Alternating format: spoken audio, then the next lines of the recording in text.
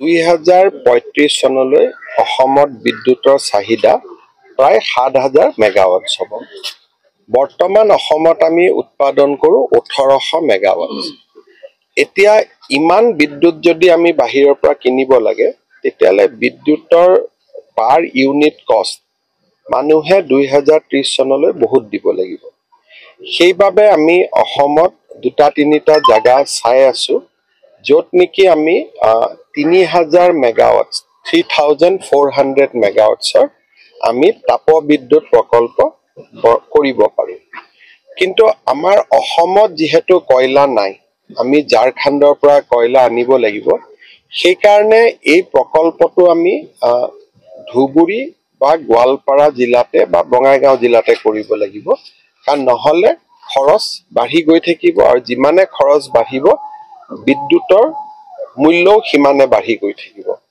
সেইকাৰণে আমি গোৱালপাৰা জিলাত এটা, ধুবুৰী জিলাত এটা আৰু কোকৰাঝাৰ জিলাত এটা, তিনিটা স্থান আমি নিৰ্বাচন কৰিছিলোঁ আৰু তিনিওটা স্থানৰে আমি ক'ত কম বেছি মেৰিটছ ডিমেৰিটছ তাক আমি চাই আছো। এতিয়ালৈকে কোনো কথা চূড়ান্ত হোৱা নাই।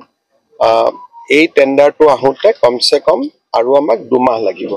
সেইকাৰণে আমি কৰি আছো।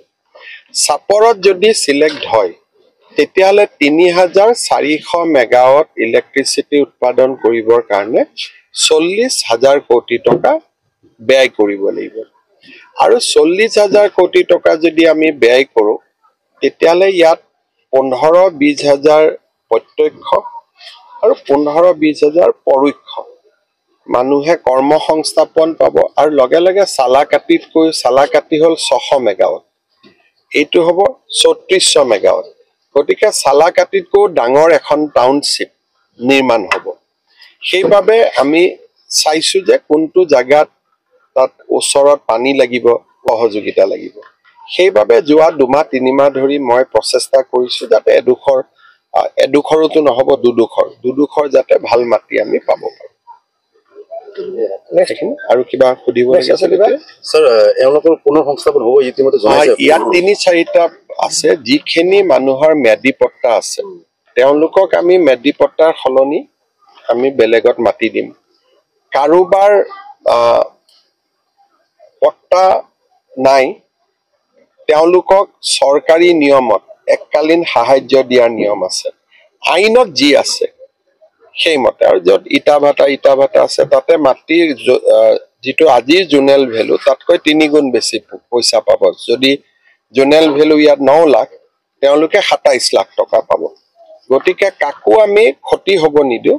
হাইৱে বনালে যেনেকে মানুহে নিজে মাটি এৰি দিয়ে মৰমতে, কাৰণ ভাল পইচাও পায়, বেলেগ কামো কৰিব পাৰে। গতিকে যিসকলৰ ম্যাদী পট্টাৰ মাটি আছে তেওঁলোকে উপযুক্ত ক্ষতিপূৰণ পাব। কিন্তু যোনে এনে বহি আছে তেওঁলোকে চৰকাৰী নিয়মমতে একো নাপায়। কিন্তু মই এটা প্ৰতিশ্ৰুতি দিছো যে তেওঁলোককো আমি সহায় কৰাৰ বাবে চেষ্টা কৰিম যদি চাপৰ নিৰ্বাচিত হয়। এতিয়ালৈকে কনফাৰ্ম হোৱা নাই যে ইয়াতে হ'ব, 2-3 জাগা আমি চাই আছো। স্যার ইতিমধ্যে 3500 বিঘা লোৱা হৈছে, তাৰ পিছত আৰু 500 বিঘা মান আমাক আৰু টোটেল লাগে। যদি 3400 মেগাৱাট যদি আমি কৰিব খোজো আমাক 5100 বিঘা মাটি লাগিব।